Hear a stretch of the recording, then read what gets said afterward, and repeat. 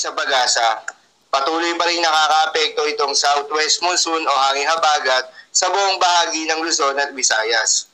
Dahil dito, asahan yung tuloy-tuloy na katamtaman hanggang sa malalakas na mga pagulan. Habang mga localized thunderstorms naman nakaasahan sa buong bahagi ng Mindanao. Samantala, yung binabantayan na cloud cluster o kumpol ng kaulapan ng pag-asa ay nagdevelop na nga bilang isang low pressure area. Huli itong namataan sa layong 590 kilometers east of Itbayat, Batanes. Ayon sa pinaka-latest update ng pag-asa, tumaas na yung tsansa nito na maging isang bagyo sa susunod na 24 oras.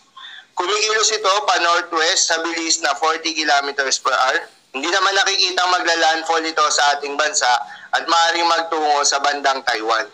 Kung sakaling maging ganap na bagyo ang naturang low pressure area, tatawagin ito sa local name na Bagyong Igme ng Pag-asa. Samantala, ayon naman sa datos ng Japan Meteorological Agency, isa na ngang ganap na bagyo o tropical depression ang binabantayang aktibong low pressure area sa loob ng Philippine Area of Responsibility o sa may silangan ng extreme northern Luzon. Dahil pa rin sa epekto nitong southwest monsoon, asahan ngayong araw ng Biyernes sa Zambales at Bataan ng monsoon rains, posible ang mga pagbaha o pagguho ng lupa dahil sa katamtaman hanggang sa malalakas na mga pagulan. Habang sa Ilocos Region, asahan naman yung occasional rains, dulot pa rin ng southwest monsoon, posible rin na mga pagbaha o pagguho ng lupa dahil sa katamtaman hanggang sa malalakas na mga pagulan.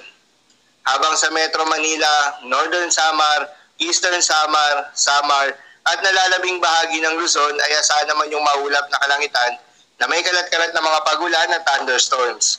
Dulot pa rin yan ng southwest monsoon. Posible rin na mga pagbaha o pagguho ng lupa dahil sa katamtaman hanggang sa kung minsan ay malakas na pagulan. Para naman sa nalalabing bahagi ng Visayas, asahan naman yung bahagyang maulap hanggang sa maulap na kalangitan na may kalat-kalat na mga pagulan o thunderstorms. Dulot pa rin yan ng southwest monsoon. Posible rin na mga pagbaha o pagguho ng lupa during severe thunderstorms. At para naman sa Mindanao area, asahan rin yung bahagyang maulap hanggang sa maulap na kalangitan na may kalat-kalat na mga pagulan o thunderstorms. Dulot naman yan ng mga localized thunderstorms. Posible rin na mga pagbaha o pagguho ng lupa during severe thunderstorms. Sa mga nabanggit po na lugar, pinag-iingat po yung mga kababayan natin sa mga posibleng banta ng pagbaha at pagguho ng lupa. Para naman sa magiging lagay ng mga dagat baybayin, ayon sa Pag-asa ay wala nang nakataas na gale warning sa anumang seaboards ng ating bansa. Ngunit ayon sa Pag-asa, delikado pa rin sa mga kababayan natin